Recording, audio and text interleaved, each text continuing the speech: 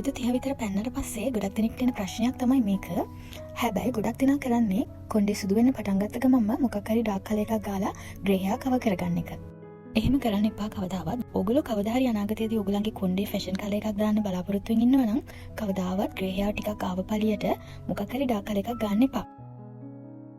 ඒ කියන්නේ ඔයා dark colour එකක් දාපු කොණ්ඩෙට ආයෙ කවදාවත් ඔයාට බ්ලොන්ඩ් කලර් එකක් හරි බ්‍රවුන් කලර් එකක් හරි දාන්න බෑ.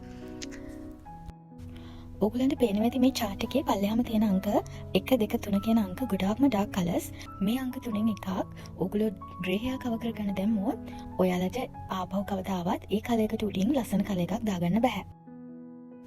gloves පාවිච්චි කරන්නත් අමතක කරන්න එපා. මම ඉස්සෙල්ලාම කරන්නේ මට section ගන්න ලේසි වෙන විදිහට කොණ්ඩේ පීර ගන්න එක. ඊට පස්සේ මේ විදිහට section කරගෙන ඔයාට තියෙන්නේ කලර් එක ඇප්ලයි කරගන්න. කලර් එක ඇප්ලයි කරනකොට හොඳට මතක තියාගන්න රූට්ස් වලට හොඳට කලර් එක ගෑවෙන විදිහට බ්‍රෂ් එක පොඩ්ඩක් තද කරලා ඇප්ලයි කරන්න. කලර් එක ගන්නකොට මම ඉස්සෙල්ලාම කවර් කරගන්නේ මගේ hair line එක. මොකද hair line එකේ තමයි ගොඩක් චූටි සුදු ගස් තියෙන්නේ. මම මගේ grey hair එකට අද දාන්නේ 5.11 කියන කලර් එක. හැබැයි මම මේ කලර් එක විතරක් නෙමෙයි දාන්නේ. මම මේකට number 4 කලර් එකෙන් පොඩ්ඩකුත් මික්ස් කරනවා. එහෙම මික්ස් කරන්නේ මම දාන කලර් එක මගේ grey hair cover කරන තරම් strong මදි නිසා වගේම මගේ grey hair ප්‍රමාණයත් වැඩි නිසා.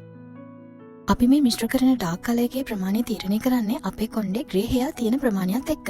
ඔයගලන්ට තවත් විදිහකට කිව්වොත් අපි 100ට ප්‍රමාණයක් විදිහට බලලා තමයි කලර් අපි දාන බේසික් කලර් එකට dark color එක මිශ්‍ර කරන්න ඕනේ. මම මේ කලර්ස් දෙක ඉස්සෙල්ලාම එකට එකතු කරලා හොඳට මිශ්‍ර කරලා ඊට පස්සේ 20% එකත් එක්ක ඩෙවලොප් එකත් එක්ක මිශ්‍ර කරලා මගේ කලර් එක හදාගත්තේ. මං හිතනවා ඔයගලන්ට තේරෙන්නේ නැති කියලා මං කිව්ව විදිහ hair color කියන්නේ මේ වගේ පොඩි වීඩියෝ එකකින් එක්ස්ප්ලেইন කරලා ඉවර කරන්න පුළුවන් දෙයක් නෙවෙයි. ඒක ගොඩාක් ලොකු විෂයක්. ඒ නිසා ඔයගලන්ට මොනවාම හරි ප්‍රශ්නයක් තියෙනවා නම් මට කමෙන්ට් එකක් දාන්න. මං අනිවාර්යෙන් රිප්ලයි කරන්නම්. කලර් එක විනාඩි 40ක් විතර තියෙන ඇරලා වොෂ් කරන්න තමයි තියෙන්නේ.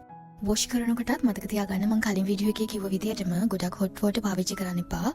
මොකද එතකොට අපේ hair එකේ cuticles open වෙලා අපි දාපු pigments ඉක්මනට හේදිලා යන්න පුළුවන්. ඒ නිසා treatment එකක් කරනකොට අනිවාර්යයෙන්ම cold water හරි warm water කියන්නේ ගොඩක් රස්නේ නැති වතුර හරි පාවිච්චි කරන්න.